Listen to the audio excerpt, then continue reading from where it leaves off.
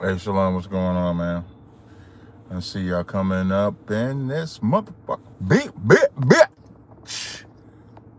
Put my do not disturb on.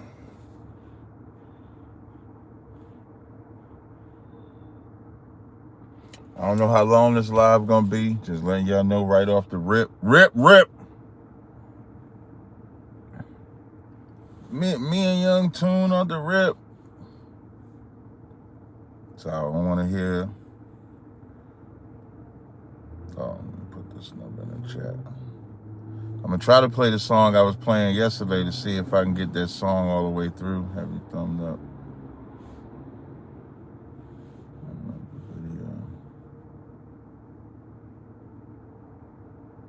Shout out to Jimmy Johnson. Appreciate that, brother. Now let me play the song. Hopefully we can get this song played. Let me see. Not that one. The Warriors. Conquerors. Respect. Shout out to Judah too with the super chat donation. Appreciate it, sis. Shout out to yo, I just left Atlanta. I said I'll be back in August. The way I go to work, I've been in bitch. I need an office. Pussy so good, should've put it in my coffin. If you play up the Glock like back the fuck up Bobby, nigga. He heard and I can see it in his face. Time to bring that bait, my shit raw.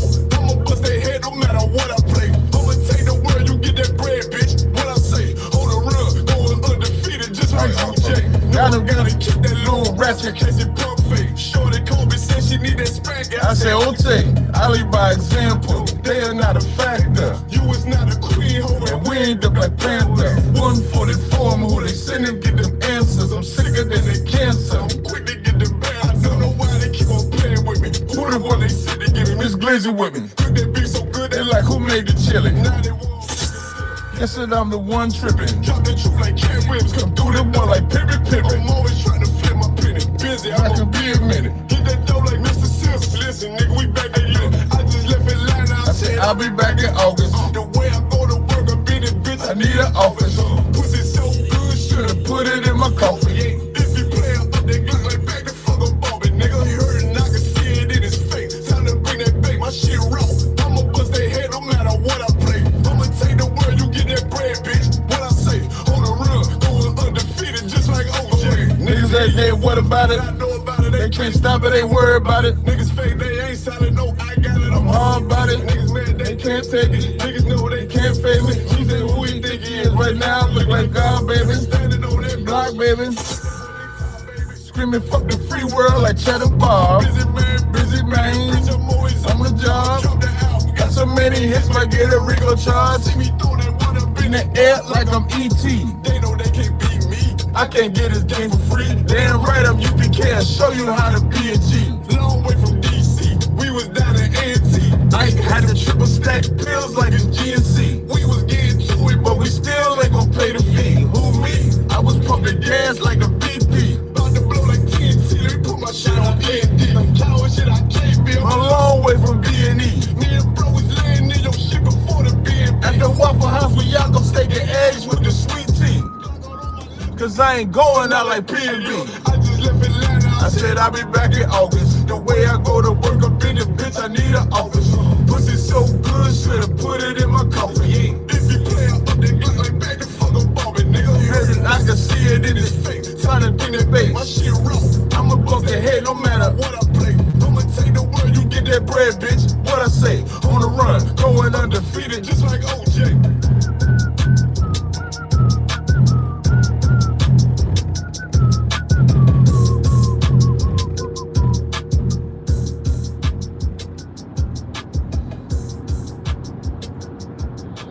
Play that music. I didn't have the second song set up. My bad. Let me get to the second song. Let's see. Oh wait. I know brothers be liking to hear this song. Yeah.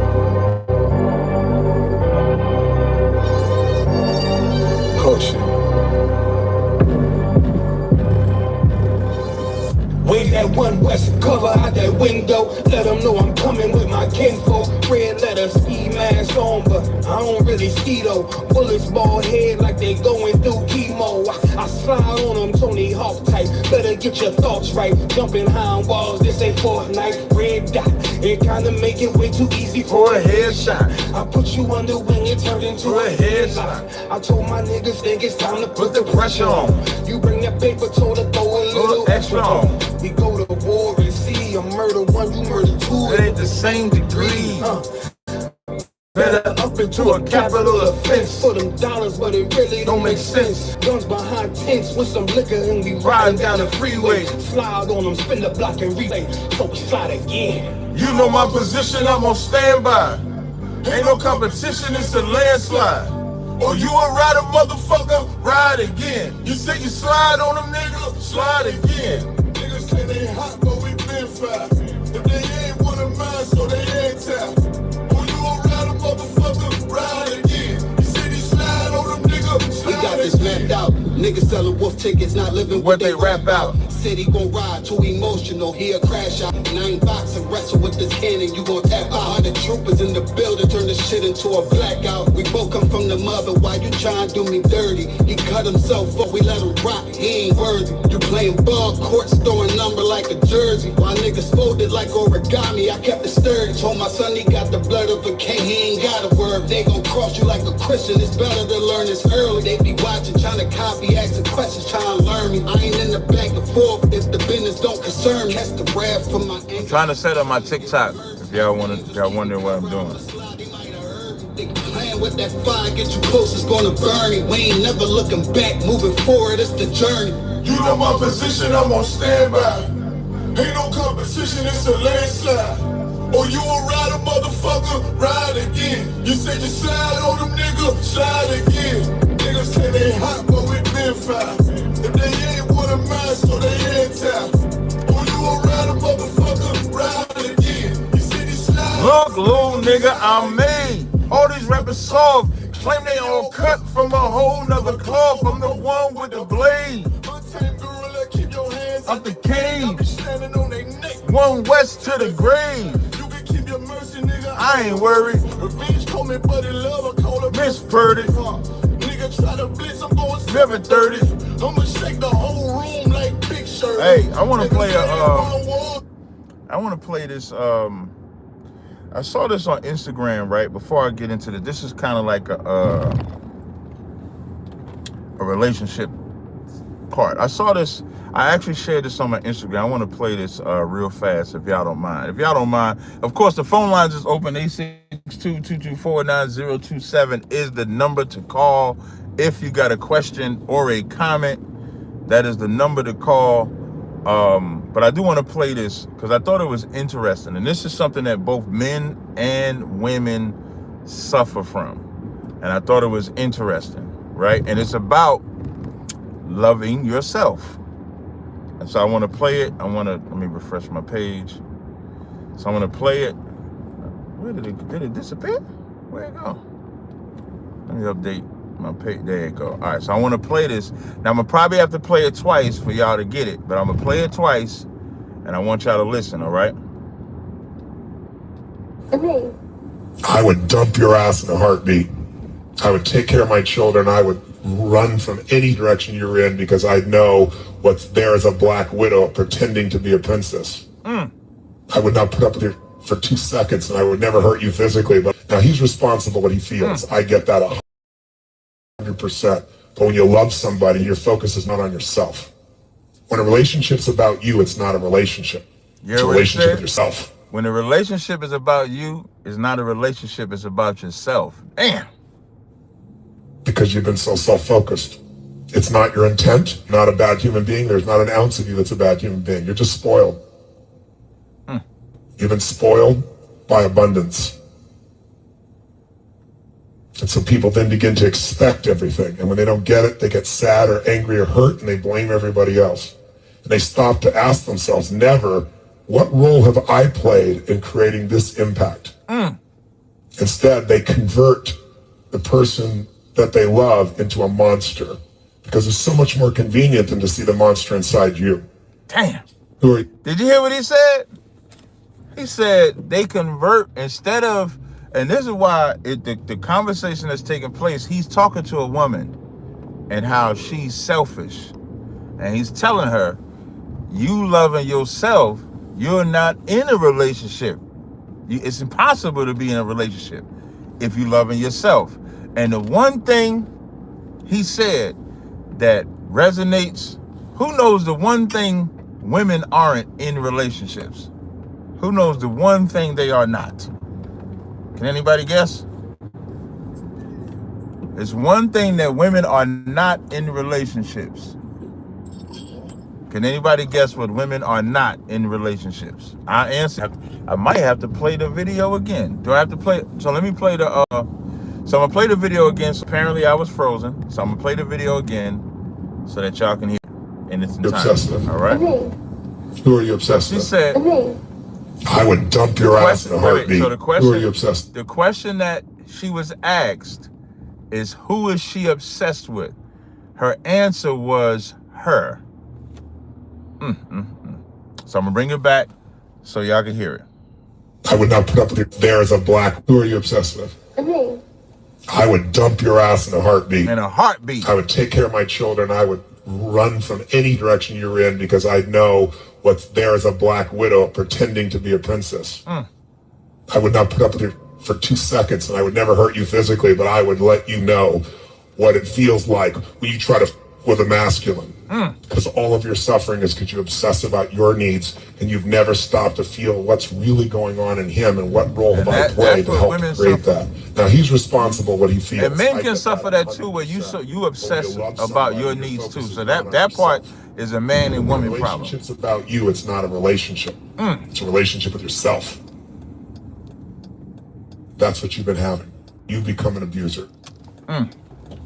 Because you've been so self-focused. It's not your intent. You're not a bad human being. There's not an ounce of you that's a bad human being. You're just spoiled.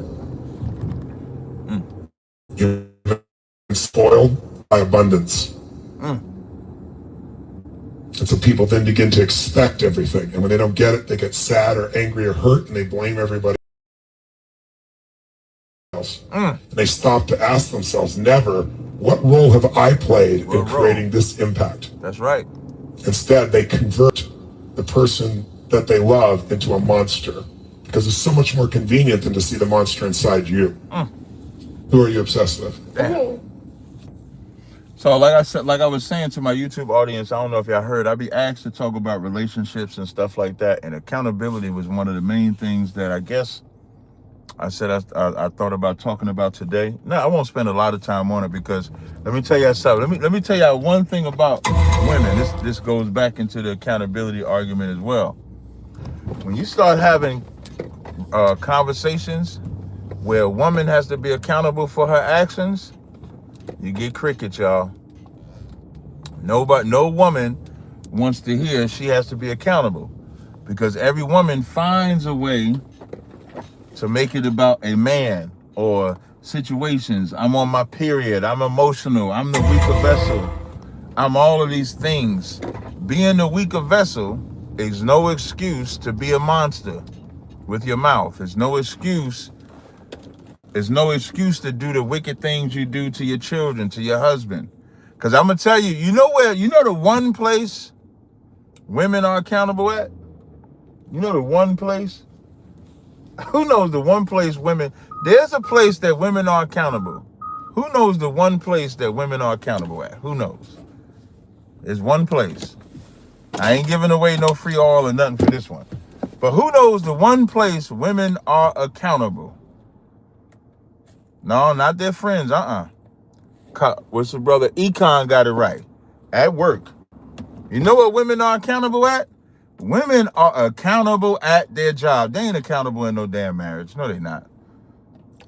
That boss say get to work at 9 o'clock. They getting there at 8:45. That husband say, I want you to make me something to eat. You gonna argue him down. Just imagine that. I put up this post. There was a sister. She's a funny sister too. She's not a bad sister at all. But there was this post I put up. And it's the sister, I think in the post, it was like, it was like the wife would do everything for the job, for the boss, but she won't do nothing. I'm gonna see if I can find this post. I just realized I post a lot of stuff. And when I made this post, it was sisters that got mad at me over this post. I couldn't believe my eyes. I couldn't believe what I was hearing. You gotta see their face. Y'all gotta see their face when you gotta see the. It said, and you gotta mute your mic. If you could just mute your mic, you can say it when it's your turn. You can just mute. Yeah, you can just mute your mic. Yeah, shut up. I appreciate it. Look at, I mean that's supposed to mean what to me, man?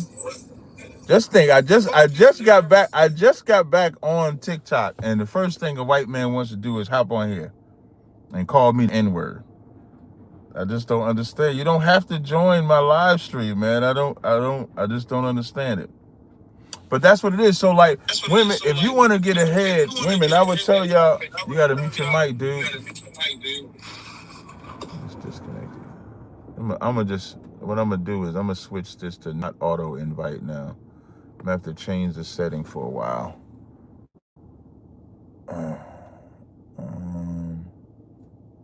Nope, I'll switch it to followers. All right.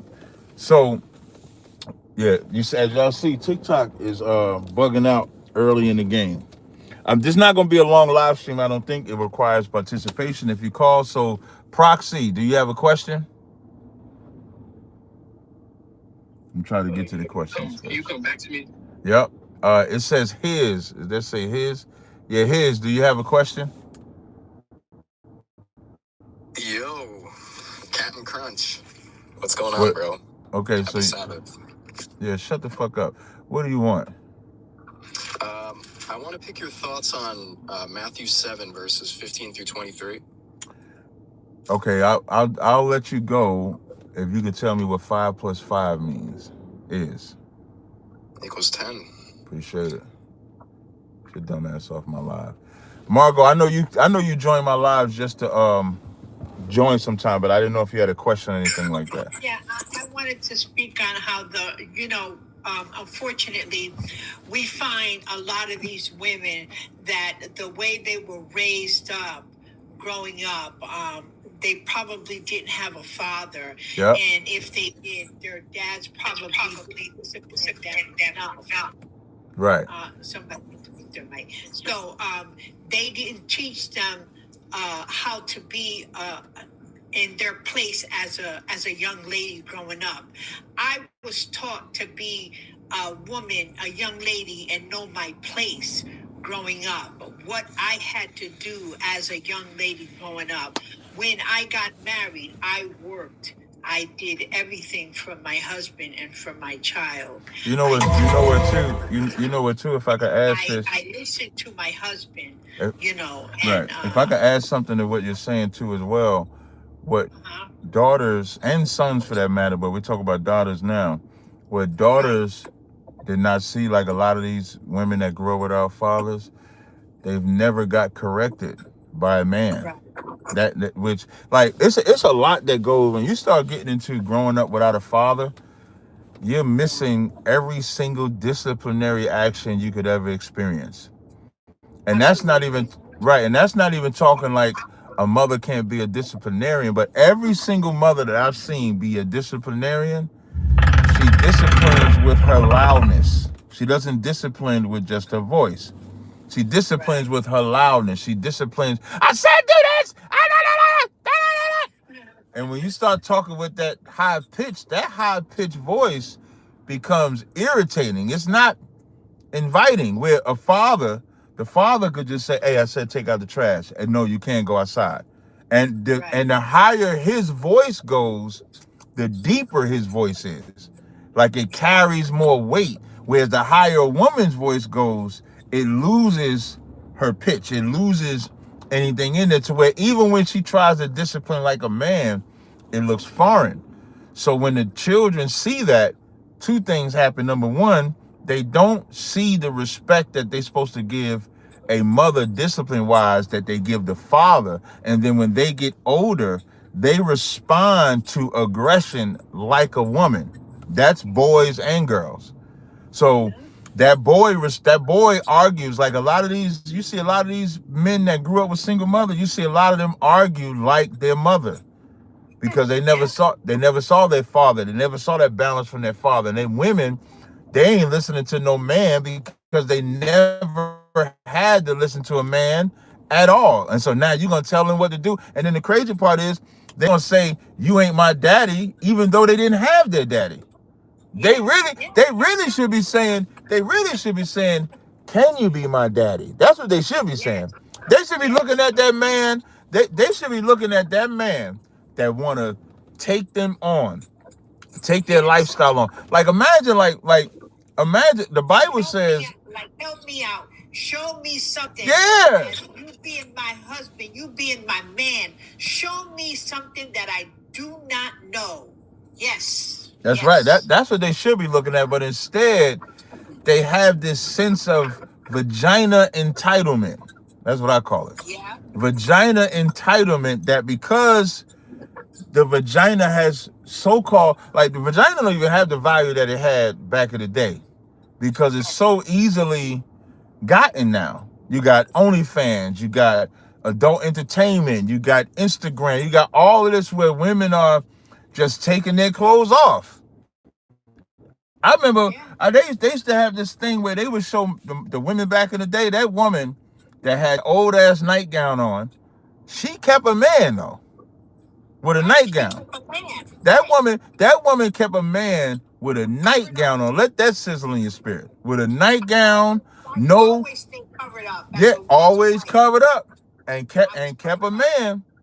But you done stripped. You're so quick to send pictures of your naked body. You talking to this man for 2 days. You sending your naked body pictures to him. You telling him everything he need to know.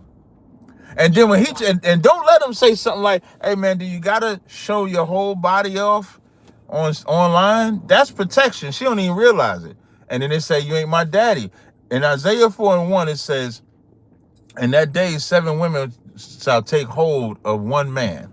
That's what the Bible says. And most people get caught up, and this is the men get checked sometimes too. This is scripture that men use to try to justify their lust, because a lot of men don't look at the responsibility that it takes with getting women. So they look at it from that position, but they never look at it from this position when it says, "In that day, 7 women shall take hold of one man, saying, we will eat our own bread and wear our own apparel. Only let us be called by thy name to take away our reproach." These women out here without fathers, you need, even if you don't have kids, if you don't have a father, you need that reproach taken away from you. You need that defense. You need somebody there that can put a hedge around you to protect you from yourself. Because women with their mouths, because they get the runoff at their mouth, they don't have a safety. There is no safety switch on a woman's mouth. There's no safety switch on her responsibility, what she can or cannot do. She just do it first, and then she cries because she's a woman second. That's how women respond to it. The other approach is you meet these women and they got 2 and 3 kids, 1 kid, 5 kids, 4 kids, and what they want? They still want a man to cover them. And if you want that man to cover them, what I always tell women, I'll give you the floor, sis. What I always tell women, if you want them to cover you, you're going to have to cover your mouth at some point, because clearly your mouth is wrong. You're clearly, hey, master, you got to mute your mic, dude. I'm going to kick you off. Okay, you don't want to mute your mic. If you don't cover your mouth, the mouth on a woman, the things that can come out of a woman's mouth, she could be fine. She could be pretty. And that's in the Bible too. Let me get that one. This for all you pretty women that think y'all could talk how you want. And then I'm going to give you the floor, I promise. This is Proverbs 11:22. It says, "As a jewel of gold in a swine's snout, so is a fair woman which is without discretion." So imagine a jewel. A jewel is pretty. But then imagine that jewel being in a pig's nose. Now that jewel is ugly. Even though that jewel got value, even though that jewel could be worth millions, it's in a pig's nose. And so you looking at it like, God damn. And that's a woman. that does not have discretion. That's a woman that can't control her mouth. That's a woman that can't control her temper. That's a woman that doesn't allow a man to correct her. And when I'm saying man, it ain't even got to be your man. Your father, your brother, your uncle, your grandfather, whatever man that's in your life should be able to give you some guidance, some structure. You're on your fourth man. You're on your fifth man. You're on your third man. Somebody need to help you. Sis, I'm going to give you the floor before I go to anybody else. And again, like I said, the phone lines is open. 862-224-9027 is the number to call. Did you want to say something else, sis? 224-9027. I just want to say real quick, and you're right. These women need a role. You muted, sis. A role model, whether it's an uncle or a brother. And here's the thing: if you love a man and you got a lot of mouth, I believe that woman should learn how to humble herself really fast. If she loved that man, humble yourself really fast. You know what I'm saying? Because that's going to allow you to open up your ears and listen to that man. And I don't care how grown you are, you're going to learn how to get somewhere learn how to be what's that word, a discipline. Learn to have discipline, because I don't care how old you are, everybody needs to learn a discipline in a marriage. That's a fact. That's what gives it growth. That's what gives it a rock. To seal the marriage and to make it grow and to make it beautiful like a flower. So that's all I have to say. Thank you, sis. I appreciate you chiming in. Before I go to Malachi or Anthony D, Proxy, are you ready, or you need some more time? One more person. Now I'm gonna go. I hope you got something heavy to add. Malak, I think it's the brother's name. It says Malachi Niza. You there? What's going on, Cap? Hey, what's going on, brother? You got a question or comment? Yeah, I just wanted to ask you, do you got any scriptures for like brothers that's becoming like more disciplined in themselves, and they slowing down a lot of the bad habits, or they just not doing the bad slowing down what? Like bad habits, like drinking. Well, drinking not so much a bad habit, but just slowing down. No, drinking can be a bad, like, just because it's lawful don't mean it can't be a bad habit. That can be a bad habit. So you can throw that in there. So you saying is they trying to harden themselves or get more discipline, you said? Yeah, just, like motivation to keep them going. And that's a question about women. They kind of go with the discipline thing too, but could you answer first? Okay, so when you, I'm gonna guess this one is in the New Testament. I think it's in Timothy's. Give me 1 second. Bear with me 1 second. Let me see. I believe this one I want is in Timothy. There we go. This is 2 Timothy, the 2nd chapter. It says, I'm gonna start at verse 1. I'm gonna read a couple of the verses. I'll probably skip some, but you can start at 1 and read all the way down to 11 or 12. Which Timothy was it? 2 Timothy's 2, 1 through 12. I'm gonna read a couple of the verses, but you could read 1 through 12. All right. All right. So now it says, I'm gonna start at verse 3. It says, 2. And the things that thou hast heard of me among many witnesses, the same commit thou to faithful men, who shall be able to teach others also. Thou therefore endure hardness as a good soldier of Yahushua Mashiach. Because what you're saying is, how do you become more disciplined? And it's like a soldier in training. If you go into any type of training mode, like if you go into the gym and you want to get to 225, there's a certain weight you got to start at. So you might start at 135. You might only be able to get it up a little bit, but if you train yourself more, you're going to be able to lift more. Now, what helps with that? When you get out of the gym, you're not going to eat the cookies and the honey buns and Reese's and sodas and stuff like that, because you want your body to maintain a certain level of health that you just gained from working out in the gym. And so, if you eat junk food, it's going to take away from the workout that you just did. So now you're going to isolate that. It's the same thing in the truth.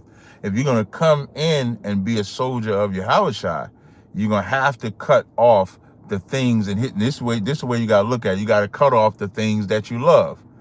For example, all the sweets and junk food that I just named, that's the shit I love. I love honey buns, cookies, Reese's. I love them. But if I want to get disciplined, if I want to get strong, if I want to do these things, I got to cut them out for a time. So it's the same thing with the world. You come into the truth, you got to cut those things off. Verse 4 says, no man that warreth entangleth himself with the affairs of this life, that he may please him who had chosen him to be a soldier. And so you got to first make sure that you know without controversy that you are in a full out war when you say you're going to serve the Most High. When you say you're going to serve the Most High, you have just started a war with every demon, with every unclean spirit imaginable. That's what you have just done. Because when you're a sinner, the demons don't have to say nothing to you. They don't even talk about you no more. They don't say nothing to you. They don't do none of that because they like, oh, Thomas.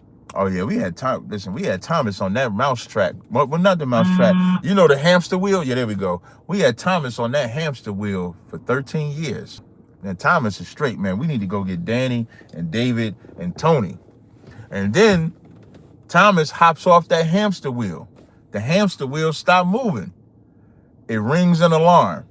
And the demons, I thought we said Thomas. Is Thomas trying to let's get Thomas back on the wheel.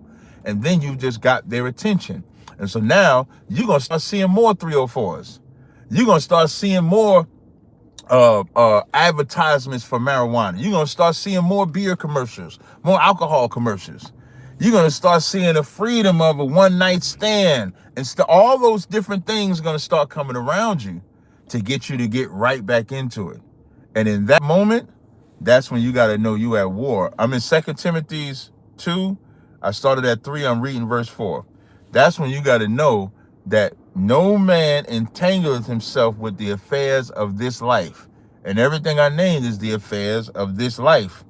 He may please him who had chosen him to be, he may please him who have chosen him to be a soldier. God chose us all to be soldiers. God chose us all to follow and obey him from the womb. In Jeremiah 17:5, I think it's Jeremiah 1, when the Lord told Jeremiah, before you were born, I chose you in the womb. That don't just apply to Jeremiah. That applies to all of us. When we read Romans, the 9th chapter, we trying to cut the white man and we say, where it said, Jacob have I loved, Esau have I hated. Verses before it says, for the children being not yet born, neither having done any good or evil, but that the purpose of God according to election might stand, not of works, but of him that calleth. We were called before we were born to be this. Hey, mute your mic on the phone. We were called before we were born to be this. So you cannot join the world. So when you keep reading down, I think it was another verse I want to do. It says, and if a man also strive for masteries, yes, he is not crowned except he strive for it lawfully. So unless you striving, unless you fighting, you're not going to get it. And brother put in the scriptures, put in the chat, Ecclesiasticus, the 2nd chapter. That's another good scripture. Read Ecclesiasticus 2nd chapter, 1 through 12. Read that too. All right. You said you had one more question? Yeah, I had one more. It's not on you yet. On the phone line, just wait a second. What's your other question? Just dealing with women, right? So how, like, when you in the truth now, and it's like, say that the woman in your life or the women that you dealing with, right? They don't necessarily follow it. So basically, I'm gonna just keep it straightforward. Is it like, should you just leave them alone, or should you try to get them to? No, you want to get them in order. The Bible say don't get in order though. Like, say they not trying to hear. The Bible say if the unbelieving depart, let them depart. That's what the Bible say. So if they don't want to follow your order and they decide to leave, that's on them. A lot of us slack in that department, meaning like you still want that tail, even though she out of order. Like you want that tail. Listen, she out of order, but that tail is not out of order.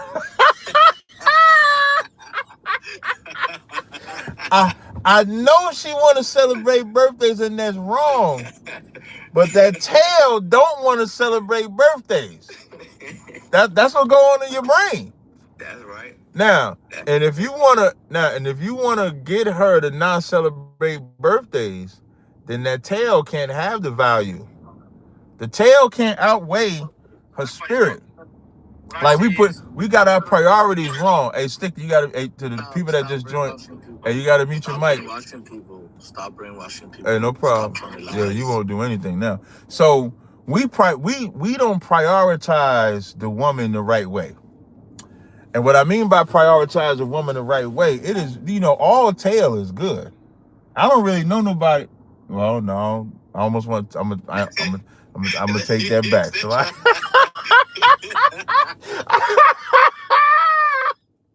It's so foul. wait. So let me try to word it in a different way. So tail is easy. It's not that hard to enjoy tail because it's just physical. It's real. Like when you get to the point of intimacy, the freedom you have with intimacy should come with the express commitment that the two of you have had in your relationship. That's how it should start, at least. And so with a dude that just joined, can you mute your mic? Thank you. So you don't want to, if you trying to get her to keep the commandments of God, but she knows she can throw that tail on you, she's never going to keep the commandments.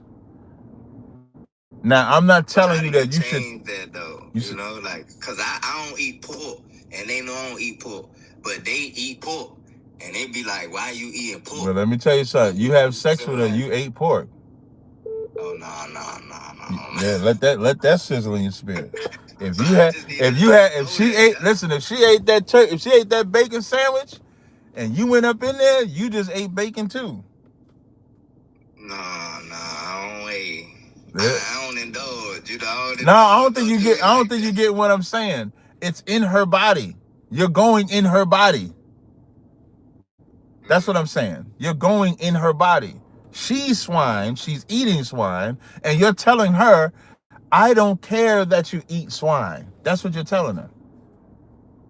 So I got to put the hard press on it. Like, no pork. Yeah, no pork. You got to go. No, you ain't got to say you ain't got to go.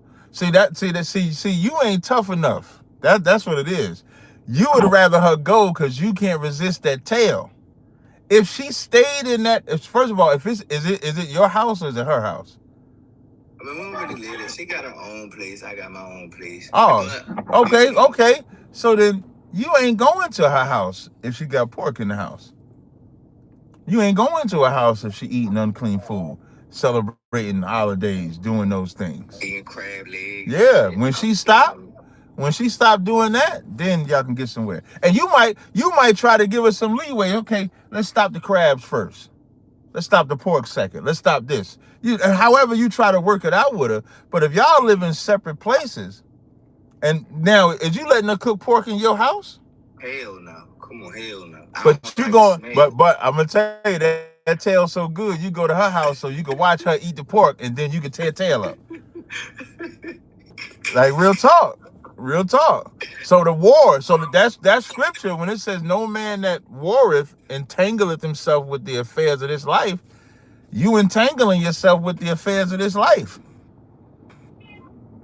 And don't let nobody convince you that your woman will not give up pork, shrimp, crab, lobster for you. She will. I know, because I've made him quit. All right, I got you. All right, so before I bring, no sweat, brother, shalom, brother. Before I bring the next person on, I got to get to my phone calls. So for those that don't remember, I do 2 lives at the same time. I do a live on TikTok, do a live on YouTube. So I am in 2. So I take 2 people on TikTok, 2 people on the phone. So I'm gonna go to the phone lines and I'm gonna come right back to y'all. If I could, while I have this brief moment, if y'all can go ahead and share the video. If y'all want to go ahead and give a brother some gifts on the TikTok, I would greatly appreciate it. To my YouTube, y'all know what I'm gonna say. If you want to super chat, you can.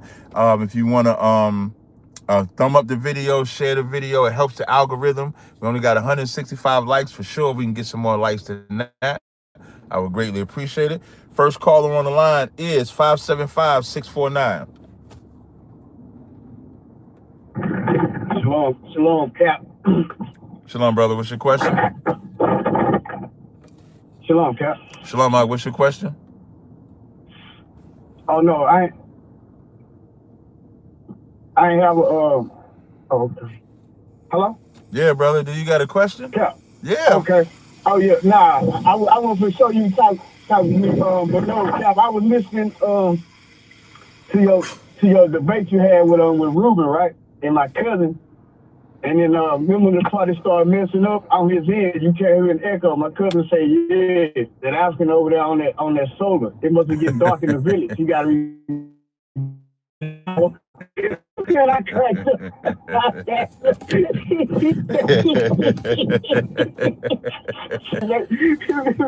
Reroute the power. Yeah, he had to rewrap that power, man, because I couldn't understand it, man. He kept losing the power, man. But listen, I got a lot of calls. Is that it, brother? Yeah, that was it, man. Okay, no sweat. I appreciate it, brother. Take care. All right, next call. All right. Shalom. Next caller says Louis Tepacano. Yeah. Yeah, what's up? Yeah. Big fan, dude. I've been watching you a little bit before Maton Evans. Okay. And I have a big disagreement with what you teach. And I mean, you say you got a disagreement with what I teach? Yeah. Okay, what's the disagreement? Like, very deceptive the way I see it. Okay, what's deceptive, like okay, what's the Mormons. Wait. Before I don't need the soliloquy, brother. What's the disagreement? And your title says Jesus is not God. Is that your disagreement? So is that your disagreement? Yep. All right. Well, show me in the Bible where Jesus. Show me in the Bible where Show me in the Bible where Jesus is God. In John 1, right? It's talking about the Word. Yeah, but that's not calling. Okay, so that's not calling. The context is not that Jesus is describing the man. It's talking about the Creator in the first chapter. So I'm actually. Context. Got you. Mm-hmm. So in context, so I'm gonna try to educate you linguistically. When you read it, in the beginning was the Word, and the Word was with God, and the Word was God. The latter part, when it says, and the Word was God, that's not calling him the Most High. That's talking about his power. If that was in the Greek, if that was in the Hebrew, you would understand this a lot better. Because when we say Jesus is not God, we're in referencing the Most High. Are you familiar with the Bible when it says, ye are gods, when it's talking about the children of Israel? Yeah, he's talking about people. Okay, but it does say, Psalms 82:6 says, ye are gods, right? Mm-hmm. So are they the Most High? No, they're not the Most High. But right here, wait, John 1 is talking about just listen to me. Okay. So they're not, even though they're called gods, they're not the Most High, right? Yep. Because the term Most High would mean there's not a God higher than him, right? Mm-hmm. So when it's calling him God in this verse, it's not calling him God. When it's saying the Word was God, it's saying the Word was power, not the Word was the Most High. It's not saying that. Okay. When you read, because now I'm gonna keep reading so you can understand. It says. So I'm gonna read the next verse. The same was in the beginning with God, right? Mm-hmm. Then it says, I'm going to drop down in the same chapter. Which verse I want to read? You better replace God with the word power, right? Well, it depends on the power. Just let me know when you finish talking. Because when you ask a question, I go to thank you. No, because you're trying to like rush through it.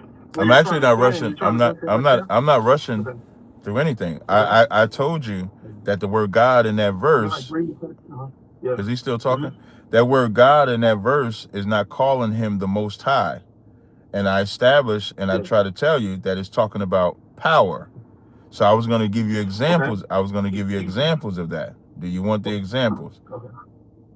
Yeah. So is the Most High always addressed as the Most High? Is it not also addressed as kurios or krios or whatever, Well, however you want in to the pronounce Greek, it. Is the Most High not also addressed like that? so in the He's Greek, not always addressed the Most High. so in the In the Greek, Greek. right? So in the Greek, there aren't many differentiations. So when it can say Lord for the Most High, and that word Lord would be Kyrios. It could say Lord for Christ, and that Lord would be Kyrios. It could say Lord for Abraham, and that Lord would be Kyrios. Exactly. So, but you wouldn't say Abraham is the Most High, right? No, you got to read the context. Thank you, which is my point. So the word God, every word for just as from a blanket level, every word in the Old and New Testament requires context. So when it says Christ was with God and Christ was God, and I say that it's talking about power, I would have to be able to substantiate that Christ has a God, right? If I can substantiate, Messiah, so if I can substantiate that Christ has a God, then Christ can't be the Most High, right? If Christ has a God, then he can't be the Most High. Okay. I'm asking you. Well, you're missing some big. Wait, can you answer my question first point. Can you answer my question first, and then you can say what I'm missing? So I'm gonna ask you again. Biblically, yes, it says God has God. In Hebrews 1, I believe it says the Father calls the Son, "You are God." That's not what I asked you. That wasn't my question. I said I'm gonna ask it again. Okay. No, I want you to listen to my question, and then if you can answer my question, and then you can expound, do whatever you want. So my question is, if I can substantiate that Jesus Christ has a God, then Jesus Christ can't be the Most High, correct? You're asking these questions, these little trick questions. Give me a yes or no answer. Give me a yes or no answer. Like, no, you cannot. No. The way that I do it, just so you understand, the way that I do it, you can say yes or no and expound. So it's not like you saying yes. So like, let's say if you say no, he wouldn't be the Most High, but then you expound. It's not a trick question. If you ask me a yes or no, I'm gonna say yes or no and expound too. So can you answer the question? Yes or no? If I can substantiate. No, okay. Yeah. Can he be the Most High if he has the Most High? Yes, he could be the Most High. Okay, yes, can you prove that? Be the Most High if he has the Most High. So can you prove that? He's the Son of God. Can you prove that? He's the Son of God. Can you prove that? He's the Son of God. Can you prove? So there's two Most Highs. You said yes or no. I told you yes. He could be the Most High. Right, and I asked you to prove it. Hebrews 1. There you go. In Hebrews 1, yep. The Father calls the Son God. And Hebrews 1 and what? Hebrews 1 and what? I don't know. I gotta go to the book. I mean, I'm not as good as you. Okay, I got it in front of me. You let me know if this is it. This is Hebrews 1 and 8. It says, "But unto the Son he saith, Thy throne, O God, is forever and ever. A scepter of righteousness is the scepter of thy kingdom." Is that the verse you're referring to? Yes, it's a couple of verses. Yeah, in that same area. In the beginning of the chapter, it says, "God, who at sundry times in diverse manners spake in times past unto the fathers by the prophets." So now that God is talking about the Most High, and how in the old way he spoke to us by the fathers and the prophets. Verse 2. Hath in these last days spoken unto us by his Son, whom he hath appointed heir of all things, and by whom he made all the worlds. So would you and I agree that God used to talk to us through the prophets, but then that same God sent his Son to speak to us? Would we agree? Yeah. I agree. So then if we go by your logic and you say Christ is the Most High, then you saying the Most High obeyed another God.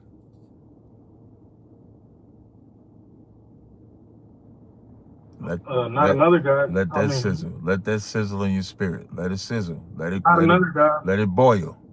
Okay, but it just says God sent his Son. You're calling the Son the Most High. This just said God sent his Son. I just said, yeah, okay. So if you're All right. saying Christ is the Most High, then a God sent the Most High? Well, you like the word the Most High. I mean, is that different than Creator? Does the Most High, is that different? Well, than the Creator? reason why Most High is used, in case you don't know, the reason why the term Most High is used is because anybody can be a God. Anybody can be a power. Do you Like serve the Creator? Do you serve the Creator? The facts. Creator of all the Yes. universe and the earth. Do Yes. you serve Him? Yes. Okay.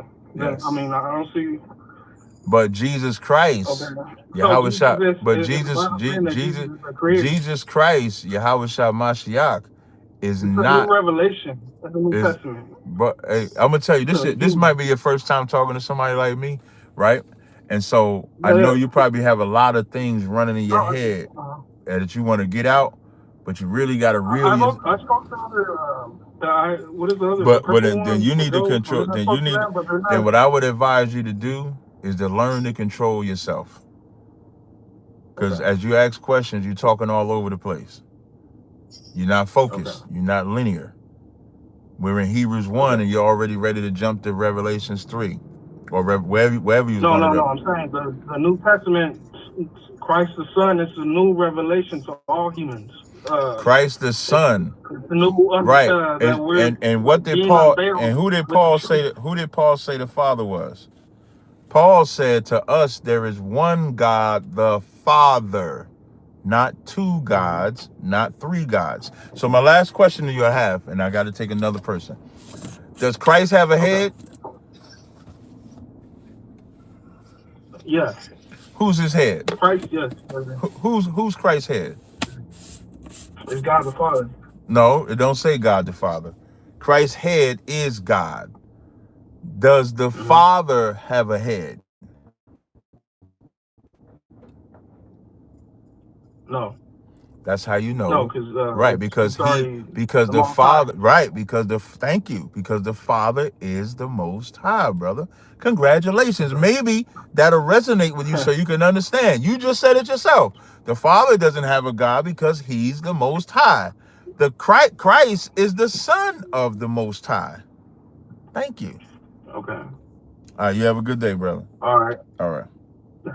Yeah, you don't want no more. All right, cool. Wait, I tell you what. Wait. Just stay on hold. You don't want Wait, slow down, Swifty.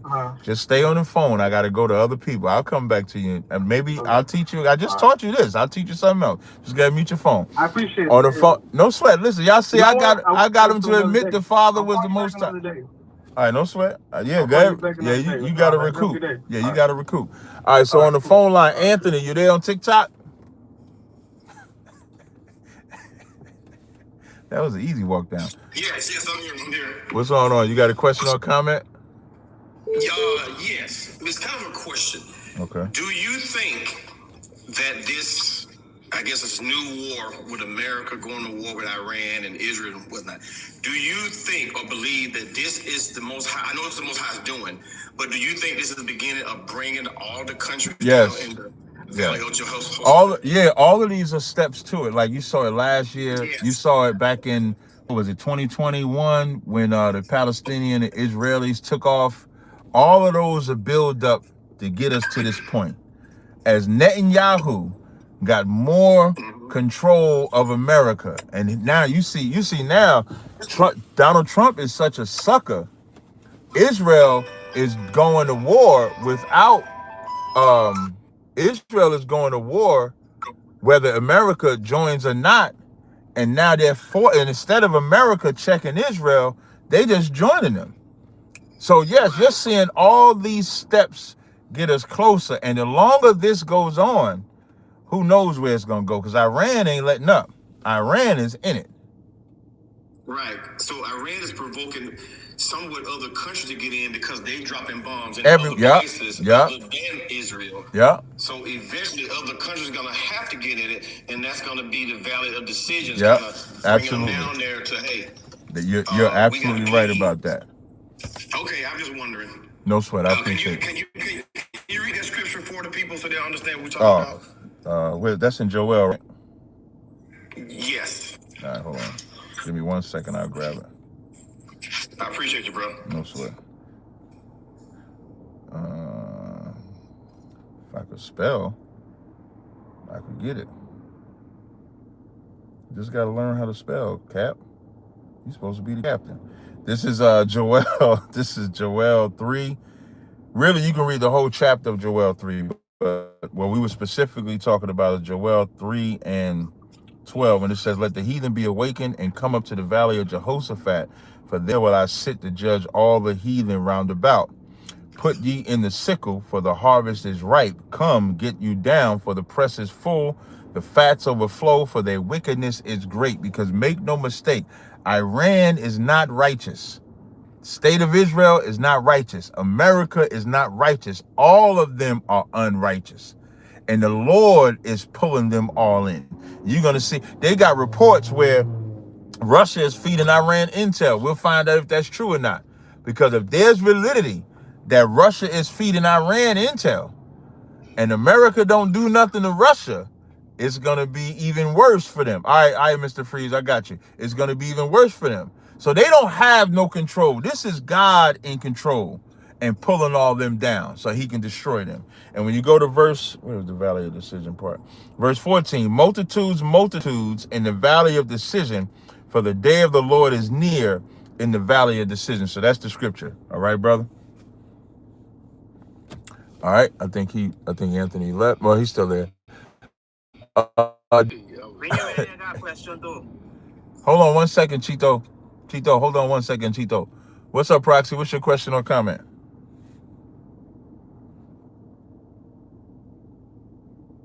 Proxy, I can't hear you if you're talking, dude. Can you hear me? I can hear you now. Yeah. Okay. So it's in Leviticus 16 and 8 through 10. I got a question about what's exactly going on here.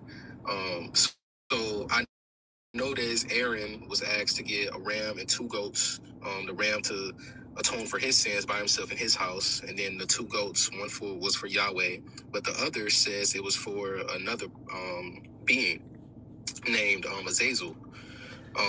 No, it says scapegoat. I think in Hebrew it says Azazel, right? In the Hebrew. Mm-hmm. Yeah, and every other translation. It's only King James where it says scapegoat. That's it. Mm-hmm. But he's in there multiple times. So there's who's in there multiple times? Mm-hmm. You said, huh? I said, who's in there multiple times? Azazel. He's in 26:2, verse 26. Only in Leviticus though. That's it. You ever look up the definition of that word? Because what is the definition of the word? Okay. It says this word. When I look at from the dictionary right here, it just says this word has been given different interpretations. It's not even giving me like a definition. Outline of biblical usage is H5799. Entire removal scapegoat refers to the goat used for the sacrifice for the sins of the people, meaning dubious. That's the definitions. It's not calling it an angel, which is what most people, because I watched the movie Fallen too. So I know who Azazel is in the movie Fallen. I know what he is in the Lost Books. But when you look up the usage of that, it's used for the sacrifice for the sins of the people. Okay. Well, my question is, in those other books, it says that all sin was ascribed to that exact angel, like Azazel. So where are you reading that at? Enoch. I know you don't like it. Yeah, it's in Enoch there. Yeah, let me tell you what they do. So what they do with Enoch, because there's no proof that the book of Enoch is the book of Enoch, they'll take that Hebrew word Azazel and then just create a whole religion out of it. Create a whole concept out of it. So if the book of Enoch is your source, I don't rock with Enoch at all. Enoch contradicts the Bible. There is no such, hey dude, if y'all gonna come on the stage, you gotta mute your mic, man. So there is no such thing as fallen angels in the Bible, so I cannot accept fallen angels in Enoch or anywhere else. I see what you mean. That's true. The only reason I say that is because my source was the scripture, because Azazel, that's so where in here is it referencing a fallen angel? When it says, so okay. If the definition of that word in the Bible says used for the sins of the people, and verse 8 says, and Aaron shall cast lots upon the 2 goats. One is for the Lord, one is for the scapegoat, and that's for the sins of the people. I don't see anything in the very next verse. And Aaron shall bring the goat upon which the Lord's lot fell and offer him for a sin offering. But the goat on which the lot fell to be the scapegoat shall be presented alive before the Lord to make atonement with him and to let him go for a scapegoat into the wilderness. So where is this talking about an angel? Okay. So when you go to the Hebrew, even when it says Azazel, you're just saying that that's a scapegoat. That's not what I said. No, that's not what I said. I mean, you gotta explain to me who that is and why that's in there. No, that's not what I said. I read the definition of that. I gave you the number and I gave you the definition. The definition said used for the sacrifice for the sins of the people.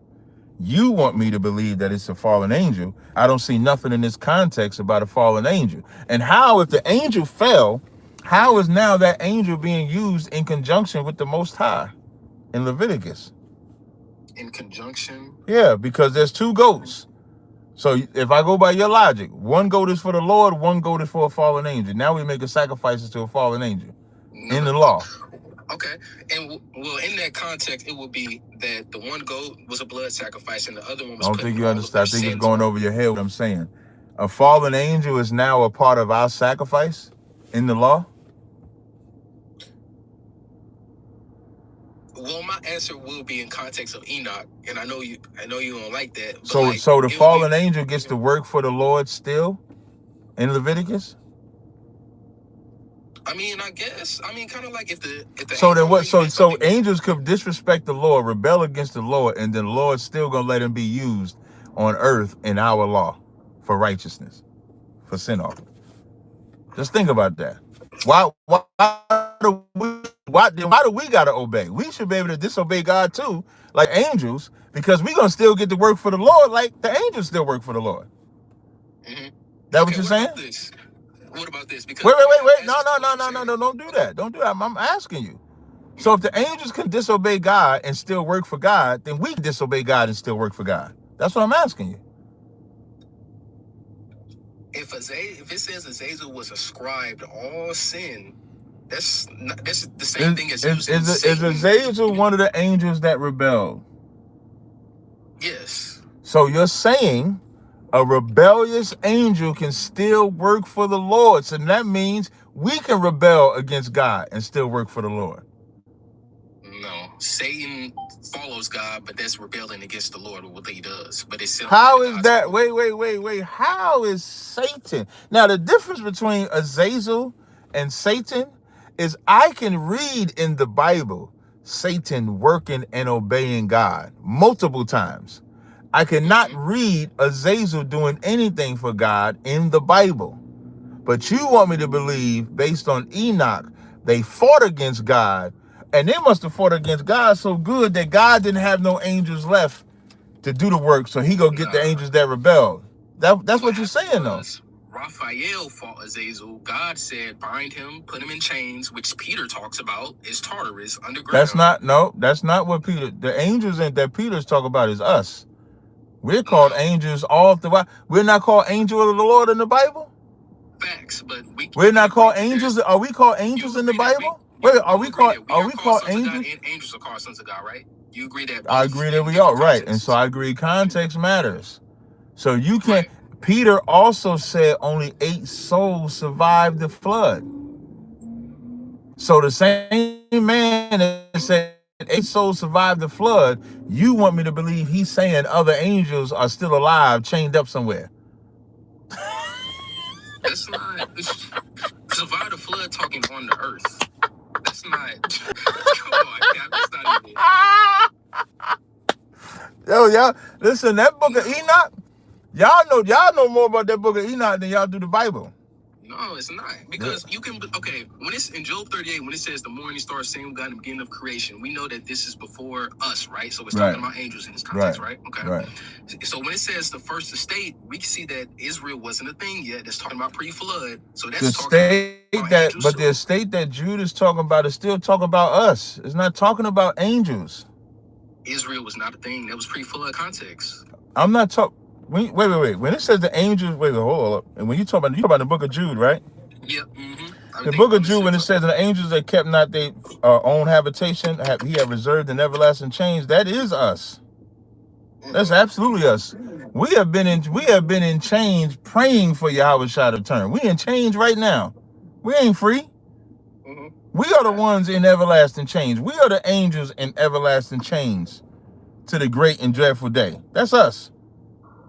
My problem is, Cap, I feel like you're picking and choosing where it means angels and men. No, I'm not. I'm using proper context. Matthew the 24th chapter, Christ said, as in the days of Noah, so shall it be in the coming of the Son of Man, right? You familiar with that? Yeah. For they were marrying and giving into marriage. So you're saying another set of angels are about to come down and start marrying women? No, that's talking about men. Yeah, you're right. It's talking about. So then what he's referencing in Genesis 6 is also talking about men. He's saying the same thing that they was doing before the flood is the same thing they're gonna be doing after the flood, and that's intermarrying. That's the whole marrying and get. So when the sons of God saw the daughters of women, that the daughters of men rather, that they were fair, that's Seth's line marrying outside of his race. Okay. My question with that will be, I'm nice with it. What is Tartarus? That's not Sheol, that's not hell, that's not Earth. Is that in Peter's? Or is that it? Yeah, 2 Peter. Yeah, 2 Peter 2 and 4. Yeah, I got you. I'm just trying to see which word is Tartarus. You know, when it talks about, so you believe in hell, like a place called hell? That's a mind state, but I believe in different underworlds. Like, right. So the reason why I'm saying Tartarus, because Tartarus is the Greek definition of that. So the Greeks, listen, when you look at it, it says the name of a subterranean region, doleful and dark, regarded by the ancient Greeks as the abode of the wicked dead, where they suffer punishments for their evil deeds. So he's using a word to that's the equivalent of what we would say hell is. But we know for the Israelites, hell is what you go through here. Hell is not something you die and go to. So just because Peter used the Greek word to describe a Hebrew concept doesn't take away from the Hebrew concept. So even though he used that word Tartarus, it does not apply to what the Greeks thought. It applied to what the Israelites thought. And so like David said, the sorrows of hell, like Jonah said he was in hell, like Tobit said he was in hell, and they were all alive. That's what he's talking about. What's the definition for that word Tartarus? Does it say that? Yeah, it says when you look up the definition of hell, it says it's G5020. And the first definition says the name of the subterranean region, doleful and dark, regarded by the ancient Greeks as the abode of the wicked dead. So of course we're under Greek rulership, we're using their terminology, just like we use English terminology today, but we go by our definition. So it's important that you understand that part. It's just like if we take the word virgin. Virgin by American standards is a man, as a boy or a girl. By Hebrew standards, it's only a girl. Okay. And so I'm gonna tell you, this is gonna be the last one. Just so you ain't got to get off the live, but I do got to flow, throughout to other people. For sure. So in your context, the sons of God will be the men, sons of Seth. The daughters of men will be Cain's line. Not just Cain's line, but people existed outside of Cain. Like when he went to the land of Nod, anybody outside of Seth's line is a daughter of men. Okay, and the Nephilim will be rulers and kings and gods. Yep, because you can see them afterwards. You can see the Nephilim or giants after that. Nimrod, whether height or power. Nebuchadnezzar, anybody could be a giant. And so giant. So you believe in super tall giants and rulership as well. So yeah, a giant could be Goliath, or a giant could be Nebuchadnezzar. It could be Cyrus. It could be Moses. Moses was a giant. Look at the works he did. How does the sons of Seth create giants then? No. I think you're misunderstanding what I'm saying. The giants is men, whether they're tall in stature or short. That's why it says it was giants in those days and also after that. So it's essentially when we give our spirit to these other nations, that's what it's saying. They become giant. They become great because we're intermixing with them. That's what it's essentially saying. Yeah, that comment, somebody said giants have 6 fingers and 6 toes. That's true. I don't know how the sons of Seth can do that. I don't know. I don't know what he talk about what giants had. That's called, people could be born with that type of anomaly today. But the giants that it's talking about there is not talking about height like that. Like David was a giant. I don't know of him being tall. Okay, you believe angels can come down as men, not just fully spirit. Like you see Abraham feeding. Yeah, angels can come down as men, but women don't look that good where they're going to disobey God and have sex with them. That's what I believe. Angel, I have not read. I have not read. I have not read that. All right, that was all I got, though. All right, no sweat. All right, so my TikTok audience, I'm just gonna go to my phone lines real fast. On the phone lines, 504-352. What's going on, man? What's going on? Did I just talk to you? No. Okay, what's your question? So like, are white people a tribe? Yeah. Yep. White people are definitely a tribe, and they can't be saved. White people are the tribe of Esau. So why in the Bible does it say every nation and tribe and tongue will bow? What, you got the verse? No, I don't. Now you've been on hold. Now you've been on hold for 38 minutes, and you couldn't get the verse. Yeah. You've been on hold. But doesn't it say didn't Jesus say every nation, tribe, and tongue will bow and confess that he's Lord? Hell yeah. You know why? Why? Because he's gonna beat the hell out of them. But I'm saying, like, but if you just said it throughout your mouth that every like white people are a tribe, and yeah, but you asking, I think you might want to rephrase what you're asking. So, and here's what I mean. You're essentially trying to say, if Esau is a tribe, or if the white man is a tribe, and they're going to serve, and they're going to bow down to Christ, what's the problem? Every knee is going to bow down because Christ is coming to conquer. That's what I'm saying. So from a conquering position, It doesn't matter what tribe you are. Everybody's going to bow down. I think you're talking in reference to, can they be saved or can they receive salvation? I think that's what you're trying to do. You trying to save the white man? Because if you're trying to subjugate him, listen, in the Bible, everybody going to, let me read this verse to you. This is Isaiah 2, and I'm going to start at verse 2. It says, and it shall come to pass in the last days that the mountain of the Lord's house shall be established in the top of the mountains, and shall be exalted above the hills, and all nations shall flow unto it. And many people shall go and say, come ye, and let us go up to the mountain of the Lord, to the house of God of Jacob. And he would teach us his ways, we will walk in his paths, for out of Zion shall go forth the law and the word of the Lord from Jerusalem. And he shall judge among the nations, and shall rebuke many people. And they shall beat their swords into plowshares, and their spears into pruning hooks. Nation shall not lift up sword against nation, neither shall they learn war anymore. That's every nation. They're going to do it because he's going to beat the hell out of them. And then he's going to beat them so bad, they're going to stop making weapons of war. And they're going to be about peace. So that part, everybody's going to obey. White people, Asians, Japanese, everybody. Earl Stamp, if you can mute your mic, dude. Appreciate it. You understand? So, I mean, not entirely, because I don't see, like, why they would want to beat the white people specifically, but... Are you white? Also, huh? Are you white? I'm American, but my dad's side Italian and my mom's side Cajun, so Latin, you white? But yeah, I can. Yeah, so you white. So you say you don't know why? But, I mean, I'm multiracial though. Well, you white though, but you say you don't know why God would want to beat the white man. Right. Have you seen? Give me the history. What is the history of of the white man's interaction with other races of people? I know it's like throughout history and life of the whole entire earth that every person or people has went through things, fair and unfair. See, this is how I know you're a white man, because you're not an honest white man. Yeah. You also don't know how to listen. I didn't ask you about every race. Okay.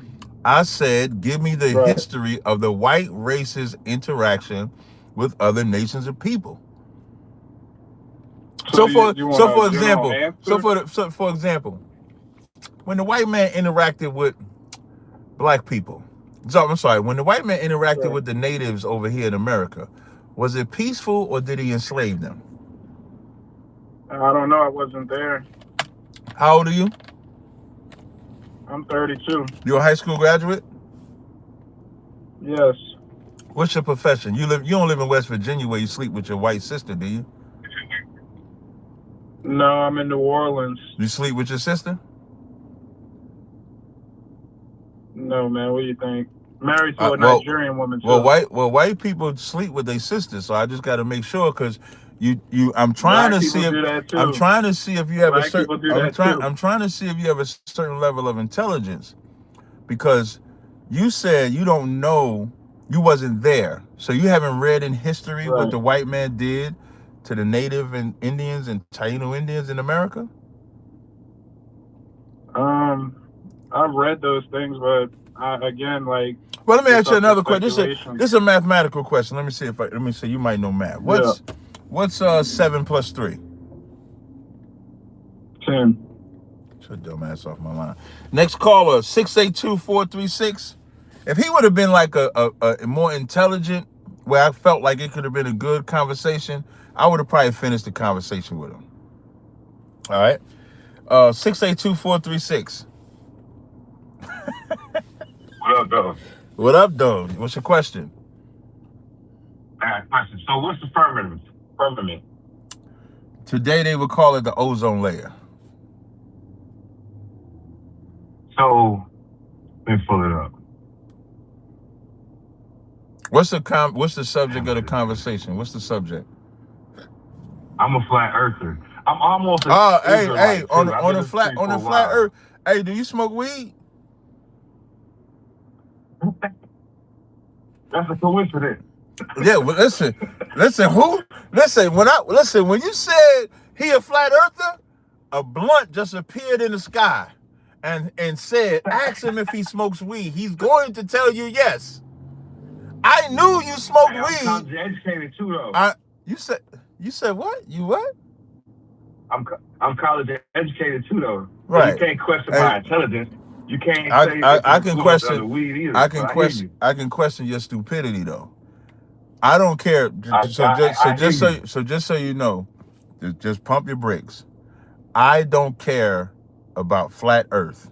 That's a weed conversation. I don't smoke weed, so I don't have an interest in the earth flat or not. So flat earth does not represent the Bible? No, not to me. It just says the circle of the earth. Whether you want that earth to be flat like a disc circle or if somebody says basketball, I don't care is what I'm saying. Okay, so this is my problem. So when do we take the Bible literal and when do we say figurative? I'm gonna tell you, when you stop smoking weed, being a junkie, do you sleep with white women? No. So you sleep with black women? Yes. Do you eat pork, shrimp, crab, lobster? No. Do you go to church? No. I think you're lying about some of this shit. Do you celebrate the Passover? I'm not. I swear to God. You shouldn't swear. Do you celebrate the Passover? No, I'm not. You're not all the way you're not an Israelite. Israelite, right? So that's when. So like when you highlight the flat Earth, but you're taking away from keeping the law, statutes, and commandments, like in the Bible, right? I'm not taking away from teaching away the commandments. But that's what you should be. Maybe I haven't learned them all yet. But that's my point. As you're worried about the flat earth, this is Ecclesiastes, right? This is Ecclesiastes 12 and 13. It says, let us hear the conclusion of the whole matter. Fear God and keep the commandments, for this is the whole duty of man. But my advice to you, what college you went to? Colorado Tech University. You said Colorado Tech? Yes. Oh, you might be one of those smart niggas. What was your major? I'm in school right now. I'm finishing my master's. In project what? management. You say project management? Yeah. Man, you better make sure you use that shit when you get out. But you sound like an intelligent brother. You said you're going for your master's. More important then the earth being flat, round, whatever, is keeping the commandments. Where you live at? Texas. I'm assuming. My overall concern is I can't or say this. I can't convince somebody else of the Bible if I can't explain the Bible. So there's parts of the Bible that I read as literal that you would say, "Oh, this is the figurative." Like I'm when gonna tell you. Jesus returns, every man shall I'm see his eye. Right. So, So I'm gonna tell you what gotta you wait till should do. tomorrow? No. So I'm gonna tell you what you should do. Hebrews 5:12 says, before you can teach, you must first be taught. You cannot teach yourself Exactly. That's right. what I'm trying to learn. So that's why if you in Texas, you can come to class. We got classes in Texas. What part of Texas you in? Where in Texas? What part I'm of near Dallas. you need U.S. that? Texas. You say you near Dallas? Listen, I'm gonna give you the number. Now I'm gonna test your gangster. Hold on. You gonna have to give up that weed though, nigga. Hey, listen. Yeah. Baby steps. You said who? Baby steps. Y'all heard that nigga? Boy, that weed. Listen, I'm gonna tell you, you gotta be stronger than the plant, my brother. And someday, Where do it say you can't smoke weed in the Bible? all throughout the Bible, when it say put that branch to nose, they lighten at the other gods. Ezekiel, I believe it is. Your body is supposed to be your temple. That's what your body's supposed to be. So why would you fuck Say the it? verse again. Ezekiel, I'll try to find it. The herb was made for medicine. That's the most important thing you should always remember. It was not made for recreational use. It wasn't made for you to. So how you know I'm not using this for medicine? What's your sickness, nigga? I'm a combat vet. That ain't good enough. Because and here what I will tell you. I'm gonna tell you. When you get into this class and you learn to control your spirit, you'll realize that God is stronger than that combat. You know, I'm assuming, was you in any of the wars over there? Well, how old are you? Yes. How old are you? I'm 44. Got you. So I could understand going and fighting over there. And did somebody convince you to join the military, or you just did it on your own? It's a multitude of reasons. Long story. No, I understand. Listen, I had joined running away from selling drugs. Like I'll tell you mine. I'll be real brief. I was a drug dealer, and my sister joined the military. And she telling me to get out the drug game and go join the military. And then one day, I almost got locked up for somebody else's dope. And so I decided to join the military, go to the military, and they selling all the dope on the base. I was stationed at Fort Hood, Texas. They were selling all the dope, crack, cocaine right on the damn base. It told me that what year? 90. I got to Fort Hood, Texas in 96, January of like 96. I think January 96. I did my AIT in Fort Knox. No, excuse me, my basic in Fort Knox, my AIT in Fort Lee, permanent duty station was Fort Hood, Texas. And they were doing all the drugs and stuff like that. So I understand what it's like to be in that position. I also know that the Most High can overcome whatever ailment that you have. And so, yeah, a lot of our brothers struggle. Let me ask you another, if you don't mind me asking. I'm asking this based on this current war. Do you get all your benefits from being over there? Like, since now I'm assuming you're retired, or are you still in there? No, I'm out. Right. Were you able to all get my all benefits? I mean, I guess you could say that. Okay, good. So, but I do understand what that's like. And so we would teach you that you do not need marijuana to get over that problem. We'll teach you. We'll show you. So I want to give you the number for Dallas. You let me know when you're ready. And we'll be down there. Like I'll be in Houston almost the whole week, because we having our Passover in Houston, Texas. So you could drive up to Houston too. You can meet all the brothers and everything. Yeah, we'll get you right, brother. Let me know you're ready. And I owe y'all an apology too, because I had jokes on Facebook. I called y'all Power Rangers. Yeah, don't even slip. You about to be a damn yeah, and then you're gonna be a Power Ranger yourself. Don't even trip. Let me tell you the thing. And let me tell you the thing about Power Rangers. You know what a Power Ranger is? Nah, it's thing. Power Rangers is a superhero, nigga. Power Rangers defeated the monster every day, and you can't defeat that weed monster. That's why you'll be a Power Ranger, and you'll be. Now I can. You said you Just said you do I can. want to? You said you could defeat it. All right, then let's see if you defeat it. You Then gotta show me in the Bible where it says we gonna not only are we gonna show you, the Lord gonna show you from this phone call going forward. If you smoke again, the Lord gonna show you. So let me know you ready to take the I note. think I got closer to the Lord when I started smoking. Every drug. Listen, I did too. I don't know a nigga that smoked weed that didn't think they got closer to the Lord getting high, and you do not. But let me give you this number. It's 469. I'm ready. It's 469. Yeah, 671 9634. 634. All right. I got it. All right, I appreciate it, brother. All right, take care. Appreciate it. All right. I go come in quick before I go. Yeah, go ahead to but now I gotta go over to TikTok. I just got 2 more callers on here, but I'm coming over to TikTok. Yeah, Cheeto, what's up, man? Yes, remember a time I sent you a message saying that the children of Israel cannot have 2 wives, only one. And I have another question too with that when you say the sons of God mean human, and I have a verse saying. So let's deal. So let's deal with one at a time. You saying we can't have more than one woman? Exactly, but let me go first because I have the verse where it say that the Son of God present himself in front of God, and human can never reach in front of God. Right. Because no man ever see God. I agree with that. You talk about in the book. You talk about in the book of Job.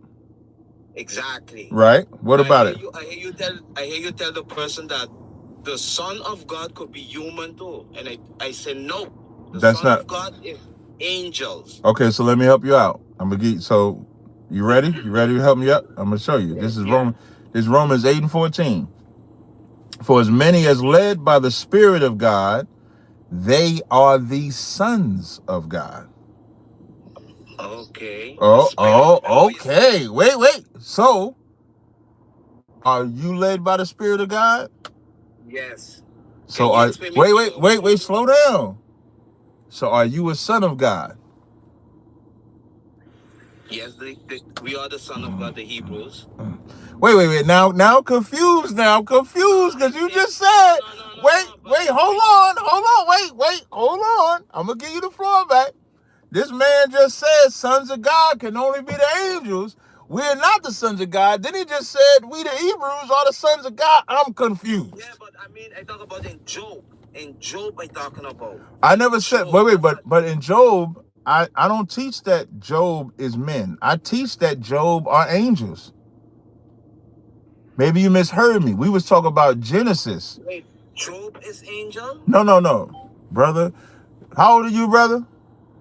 I'm 43. Yeah, okay. I want you to work them ears. Just work them ears for me. All right. I want you to listen cleanly. In the book of Job, I teach the sons of God are angels.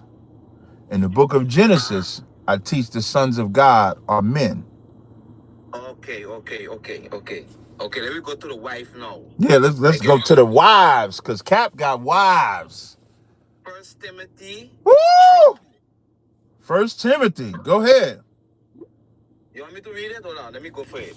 Yeah, shit. You the one telling me I can't have no wives. Not 2 wives. I didn't say you cannot have wives. I said wives. I said you the one telling me I can't have no wives. Listening is an art, brother. You got 2 ears and 1 mouth for a reason. So what I mean, you can have two because you have 2 ears, you can have 2 wives. Boy, you can't be this damn slow. You can't. Y'all hear this nigga? No, I just asking you a question, brother. Brother, when I said you got 2 ears and 1 mouth for a reason, I'm talking about you learning to listen. I ain't talking about no damn wives. What's wrong?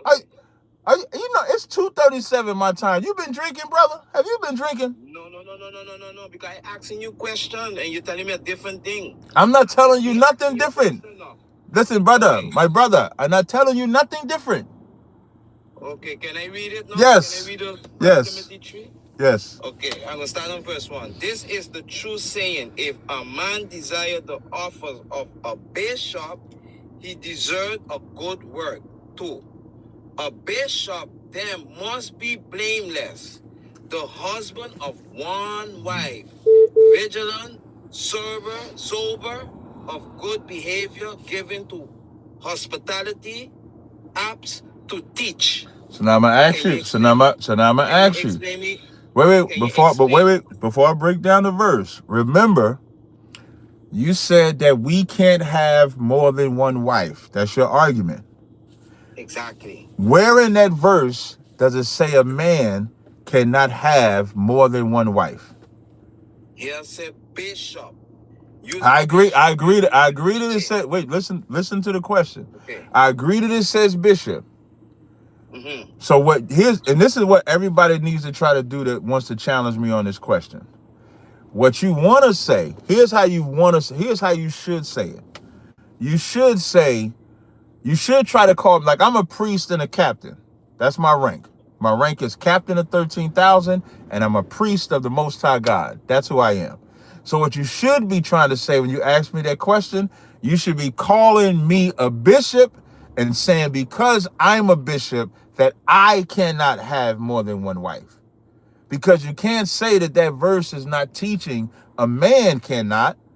You're trying to argue that a specific type of man can't, correct? Correct. You see how good that's how good. Yeah, see, that's how good I am. I always understand your arguments and I help you improve your argument against me. So now, let me ask you one good question. Go ahead. The children of Israel, after, remember the first. Shout out to the Rib Recruiter. Shout out to the Rib Recruiter. Go ahead, brother. Remember in Israel, first the priest, who was the Levites, was the priest. Levites. Right. Since the Levites make all the children of Israel fall, God make all of us a priest now under his. That's why he called. Right, but we're not all bishops. That's why I want you to focus. And so when you look at that, you're saying the bishop has to have one wife, right? Yes, the teachers. So was Christ a bishop? Christ was high priest. He could never have. Was Christ so if Christ was a bishop, he has to have a wife too, right? No, it didn't say that, brother. This is First Peter. Right. So this is 1 Peter 2:25. For ye were sheep going astray, but are now returned unto the shepherd and bishop of your souls. Christ was a bishop, but Christ didn't have a wife physically, but he did have a wife spiritually. Were we the wife or bride of Christ? Yes. That's the wife that is talking about that we have to have one of. It's a metaphor. Like when we say you're married to the game. If someone says, I don't know if you're from where I'm from, but if you're married to the game, that means you're married to that life. You have other women, you have children, you might do all these things, but this is where your loyalty lies. So for us, we have to have one wife. That wife is this truth. So we can't be married to being an Israelite and then be a Christian and a Muslim, XYZ like that. So it's not talking about a physical woman. It's talking about a spiritual relationship. The same way God married us in Jeremiah, the 3rd chapter, when the Lord said he gave us a bill of divorce. It's a metaphor. If you go now, I'm going to show you what Christ did. Christ gave, Wait, I ain't finished. Hold on. Okay, go ahead. I still got one more to go. Okay. More, really, but the same verse, 1 Timothy 3, let me jump down to 12. Right. Now, here ain't going to talk about bishop no more. Here going to talk about We're going to talk to deacons, right. Right. The deacons. You read it then, read it. Let the deacons be the husband of one wife, ruling their children in their own house as well. That's the same concept. Now, and why is he saying that? Because as they're in the city of Corinth, as their city of Romans, there's many different gods to worship. But we're married to one. That's all we're married to. We're not married to multiple. Now, let me show you what. Let me show you what Christ. Women of a spiritual thing. It's all spiritual. All of it is spiritual. Yeah, I know here talk about women. Yeah, it's talking about women because the deacon is under the bishop. So, and that's also let you know everybody's not a bishop, because the bishop is like the one in charge. The deacon is the assistant to the bishop, and they both have to have one wife or be on the same accord. So I'm gonna give you an example. In Matthew the 25th chapter, right? Did Christ ever liken the kingdom to multiple wives? Did Christ ever say the kingdom of heaven was like a man getting multiple wives? I can't remember. Woo! Well, let me free your mind again. This is Matthew 25:1. It says, then shall the kingdom of heaven, hey, Logos, you gotta mute your mic, dude. Nigga call this stuff the Logos. Matthew 25:1. Then shall the kingdom of heaven be likened unto 10 virgins which took their lamps and went forth to meet the bridegroom. 5 of them were wise, 5 of them were foolish. So now Christ is giving a metaphor. Christ is giving a metaphor of one man who was set to marry 10 women and called that the kingdom of heaven. Out of those 10 women, he got 5. So if having more than one woman was a bad thing, why is Christ likening the kingdom of heaven to a man getting 5 women? Okay. Okay, I got one more, and then I thought Titus 1:6. Yeah, ain't gonna talk about bishop, neither deacon. Can you explain me this one? Yeah, it says, Titus first, I'm gonna start with Titus first and verse 6. Yeah, I'm gonna read it for you. I'll read it. Okay, read it. Got you. If any be blameless, the husband of one wife, having faithful children, not accused of riot or unruly. For a bishop must be blameless as the steward of God, not self-willed, not soon angry, not given to wine, no striker, no given to filthy lucre. Are you familiar with Paul said, though you not have many fathers, but I have begotten you through the gospel? Yes.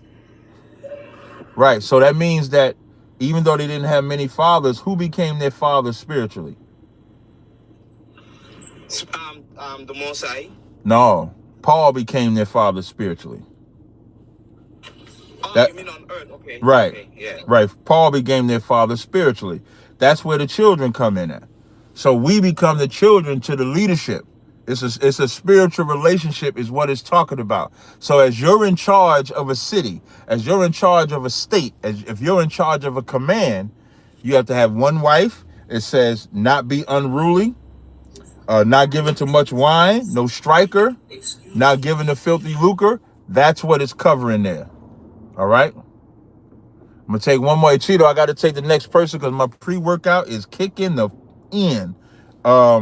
On TikTok, I'm gonna go to but that's okay. I'll call just come. But thank you, bro. Hey, no problem, brother. You take care. Lil Ugly. His name Lil Ugly, y'all. Lil Ugly, you there, Lil Ugly? Yo. Sound like we about to battle rap. Yo.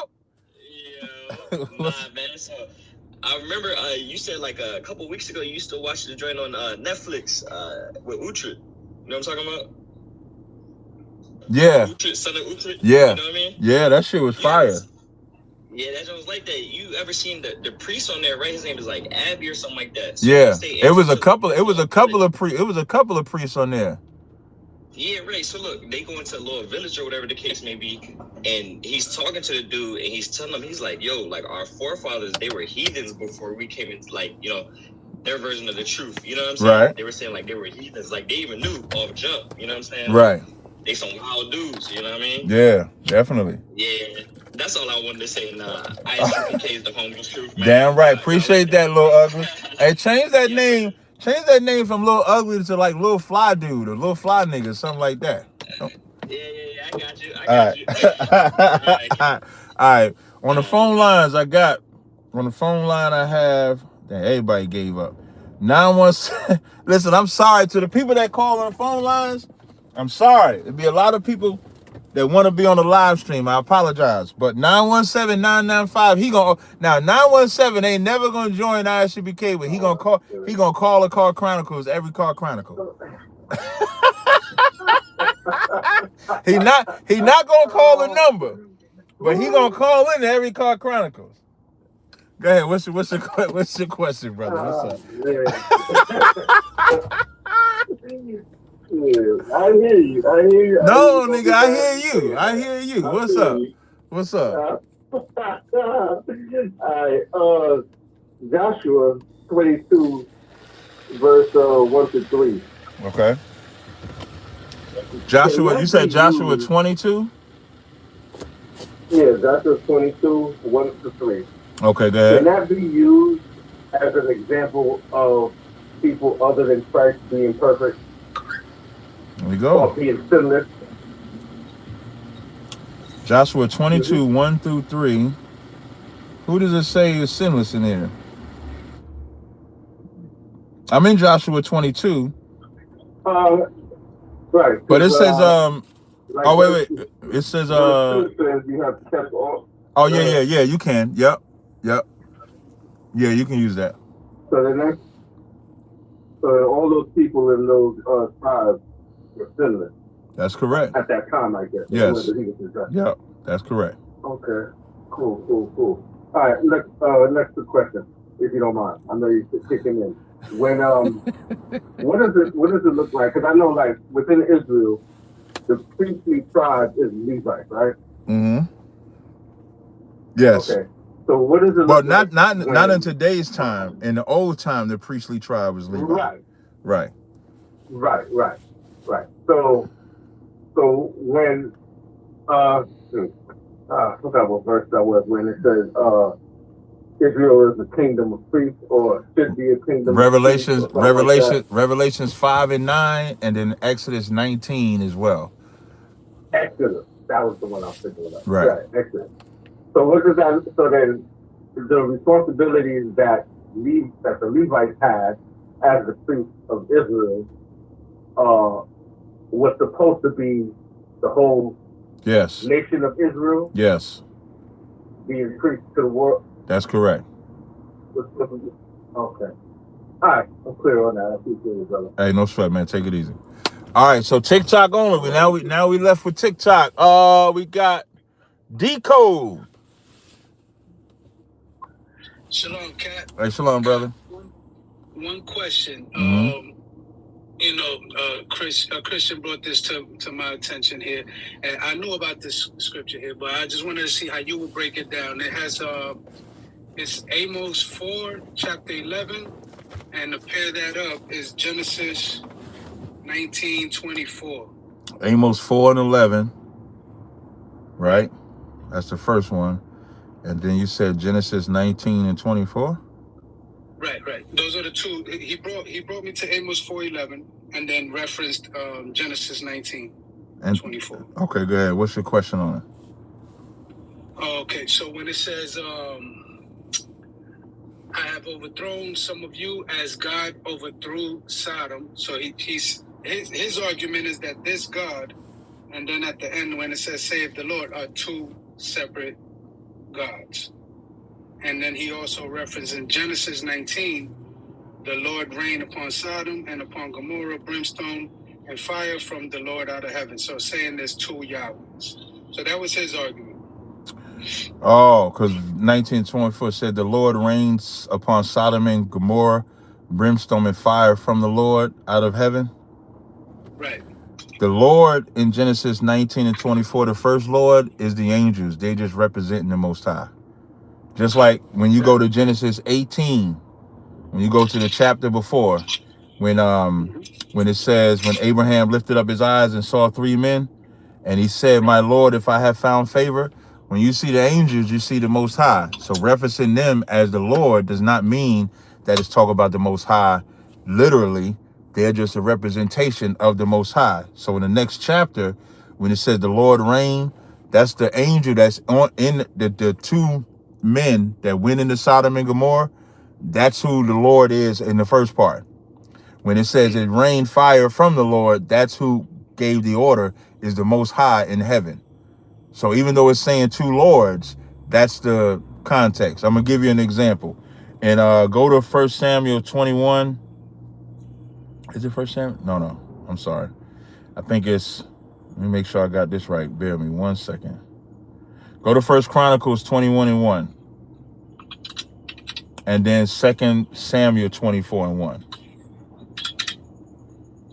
Yeah, that's the same explanation I gave him as well. Oh, Same right shalom. there. Yeah, where one say But Satan and yeah, one say the Lord. no. That one I didn't include. I didn't include that one.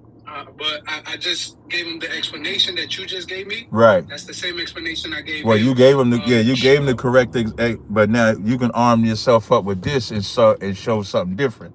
So go to 1 Chronicles 21:1. Well, but what I want you to read 2 Samuel 24:1 first.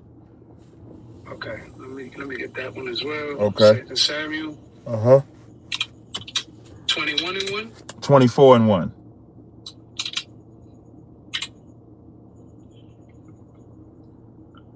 24:1. Okay. So the 2 Samuel 24:1, it says, "And the anger of the Lord was kindled against Israel, and he moved David against them to say, Go number Israel and Judah." Now go read. Now I want you to read the other one, 1 Chronicles 21:1. 1 Chronicles 21:1. It says, "And Satan stood up against Israel and provoked David to number Israel." So was it Satan or was it the Lord? We know it was the Lord. Okay. And so now that's what you can use to show an example. So even though it says the Lord did what he did in Sodom and Gomorrah from the Lord, that's the context of it. It's always and those are just people that's looking for something in the Bible that's just never going to be there. They just don't know the Bible. Well, what I did was after that explanation I gave him in Genesis and Amos, I took him to Hebrews to show how the Most High created everything by Christ. That's so correct. It wasn't Christ that did it out of his own power. It was the Most High's power. And you can show with that Chronicles one is that's how everything works with the Most High. He gives the order, and then there's somebody to carry out that order. I underbar, no sweat. All right, we're gonna go to Logos. Logos, you there? Logos going once? Yeah, shalom. All right. What's your question, brother? It's referenced in Isaiah. It's a prophecy. Is it in 14 when it talks about the other nations serving the children of Israel? Yes. Yeah, Isaiah 14:1. Okay. And all the other nations, as far as like the strangers and the aliens, everyone outside the covenant, they're gonna serve Israel. Yeah, so it's a couple of spaces. So Isaiah 14:1, and then Isaiah 60, it names strangers building up the walls and the kings and stuff like that. Would those also be the children of Esau, the Edomites? Would they be servants as well? No, all nations. All the nations that had a hand in our destruction. The only nations I can't say are the Japhetic nations, because the Japhetic nations, I don't really see of stories where the original Japhetics did too much to Israel. So it's not just Esau that's going into captivity. All the nations are going into captivity. And they're going to be the servants of Israel in the kingdom. That's correct. Yes. So wouldn't this be their salvation in a sense? Like they're going to serve us? No. Well, not us. No. Was it salvation for us that we didn't die on the slave ships but serve the white man? Was that salvation? Well, isn't salvation of the spirit? I'm just asking. I just need you to answer my question first. Was it salvation that we didn't die on the slave ships but that we got to serve America and build this country for them? Was that salvation for us? Yes. No. That is not going to be salvation for them. You can't look at it like, and you want to, and I'm not sure your position on the subject, but don't try to water down the judgment of these nations. Don't water it down. When almost saying like, isn't that salvation for them? It's almost like trying to break down to them that they're going to be saved for this purpose, but it's not going to be bad. Don't water it down, because the Bible says, reward her double as she rewarded you. The Bible says, let the high praises of Yahweh be in their mouth and a two-edged sword in their hands to execute vengeance upon the people and punishments upon the heathen. So don't water down the judgment of the nations. Right. That's coming from the the Lord, correct? Not us. Jeremiah 51:20 says, Israel is, let me read that for you. It's all coming from the Lord. How he executes it is another thing. There's Jeremiah 51:20. It says, thou art my back. I'm going to start at 19. The portion of Jacob is not like them, for he is the former of all things, and Israel is the rod of his inheritance. The Lord of hosts is his name. Thou art my battle axe and weapons of war, for with thee will I break in pieces the nations, and with thee will I destroy kingdoms, and with thee will I break in pieces the horse and his rider, and with thee will I break in pieces the chariot and his rider. So the Lord will use Israel. Like the Bible says, behold, I send for many fishers, and they were fishermen, which is the time that we're in right now. That's Jeremiah 16:16. Then it says, then I will send for hunters, and they will hunt men. So don't water down the judgment. The Bible raw as hell. The Bible say, happy shall he be that take thy little ones and dash them against the stone. Let's not water down God's judgment. It wasn't watered down for us. But we had the law and the covenants that we broke. They didn't have nothing. They didn't show no mercy either. That's what Isaiah 47:6 said. I was wroth with my people. I polluted my inheritance and given them into your hands, and thou didst show them no mercy. Isaiah 14 says they did not let them out of the house. They did not let the prisoners out of their house. No mercy. That's what the Bible says. I don't doubt the Lord will use us as instruments. You did though because before I read that verse, you said, but that's going to be God, right? And then I had to read it. Now, it's good that you corrected yourself, but you didn't believe that at first. Well, I just couldn't believe or see our people doing the things or the horrendous things that they did to us. Yeah, and that part I agree with you. Wait, no, but that's what. Wait, don't use that word. Please don't use the R word like that on TikTok. If y'all can put some F1s in the chat. We love TikTok, Israel, all that.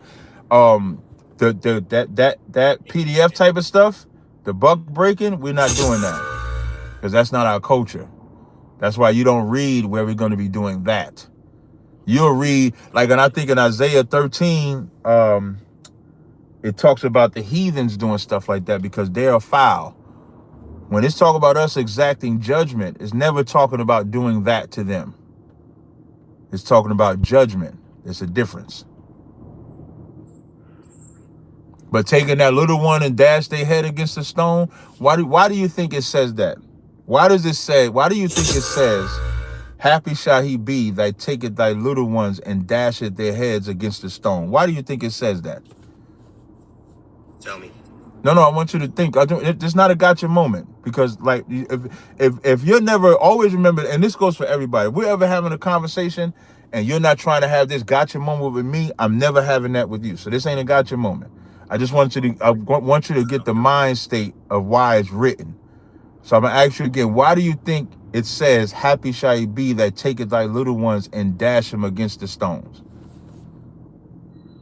I mean, I would think it would be raising your children in the word, the cornerstone.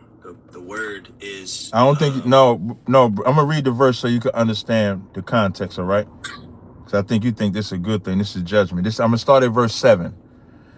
It says, remember, this is Psalms 137. Now, you can read the whole chapter, but I'm going to start at verse 7. So this is Psalms chapter 137, verse 7. All right? I'm assuming you're going to the verse 2, right? Yeah, I'm going to read it with you. Okay, perfect. Let me know when you get there, right? I'm there. All right. It says, remember, O Lord, the children of Edom, in the day of Jerusalem, who said, raise it, even to the foundation thereof. That raise it is talking about tearing it down. Verse 8, O daughter of Babylon, who ought to be destroyed. Happy shall he be that rewarded thee as thou hast served us. Happy shall he be that taketh and dasheth the little ones against the stones. So my question to you is, why are we going to be happy when we could take their little ones and dash them against the stone? What's the stone? The ground. Imagine taking that baby and bow, dashing their head against the stone. Why does it say we're going to be happy to do that? I don't know. Now I'm gonna when I give you the answer, you'll understand it. Hold on, give me 10 minutes. Because they did it to us. Because that's justice. That's the reward double. When it's saying, when you read the whole Psalms 137, this is us going into captivity. And as we're going into captivity, they're making us sing a song. And it says, how shall we sing a song of Zion in a strange land? They had no pity on us. They had no mercy on us. So when we get vengeance, we'll be happy to execute that vengeance on them, because that's what they did to us. That's the recompense, like Fiery Furnace put in the chat. That's the recompense that they have coming to them. So it's not the stone. The stone is not the law being bad. No, hell no. This stone is the one stone. When we crack that head, they'll learn not to touch the children of Israel again, or they'll learn how wrong it was to not give us mercy. Now, the mercy scripture that I read was Isaiah 47:6. That's the mercy scripture, because I have referenced that to you. If you want to read that, you'll see that they showed us no mercy, so they get no mercy. All right? Understood. All right, man. I appreciate y'all rocking with me today, man. My pre-workout is kicking in, so I got the roll. But as y'all can see, I got my phone. What was that scripture? You said what? I'm trying to look it up. The scripture you just said, what was it? Isaiah 47:6. All right. So I appreciate y'all rocking with me, man. Until next time, Yahweh Bashim Yahweh Shabbarakathum, Yahweh Shema Alathum Bashim Yahweh Shai. Blessed be the Edomites. That man came off mic to say, "Blessed be the Edomites." That is diabolical. Now, you know, before I go, let me go ahead to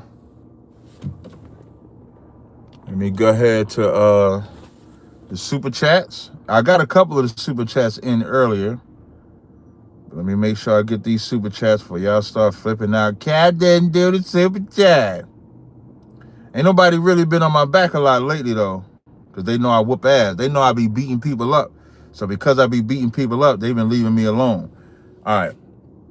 Shout out to I like the Trini callers. Big up. Let me finish talk.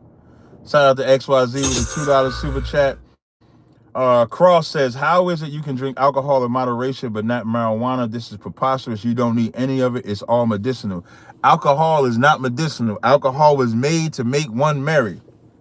Let me get that scripture for you.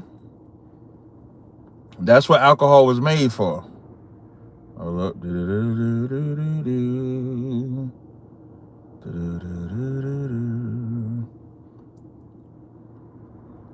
Ecclesiastes 10:19, a feast is made for laughter, and wine maketh merry. There's another one I want, though.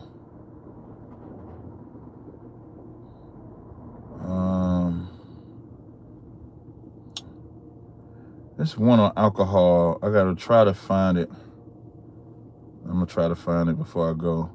Hold up. Strong drink. Is it strong drink? Let me see. Nope.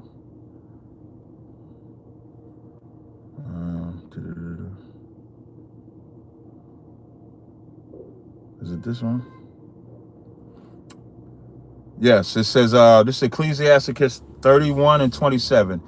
Wine is as good as life to a man if it be drunk moderately.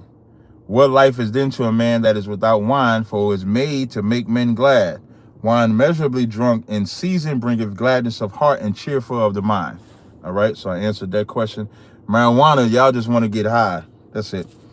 The hit doggone, don't be a hater. Shout out to you, XYZ, with the super chat. Shout out to Hosea Israel with the $20 super chat. Judith Amaro be going buck wild with the super chat. Shout out to you, sis. She gave a $1.99 one. She gave a $9.99 one, a $49.99 one, and a $19.99 one. Shout out to you, sis. Shout out to David Charles. Cap, does ISUBK have online classes? I won't be able to attend in person until April. Yes, if you go on YouTube and you go type in One West online classes, you'll find our YouTube. Our schedule is 7 to 9 p.m. Monday through Friday. All right? And I think I got everybody. All right, so with that, I'll see y'all tomorrow. I will be going live tomorrow as well. So until next time, Shalom, Israel.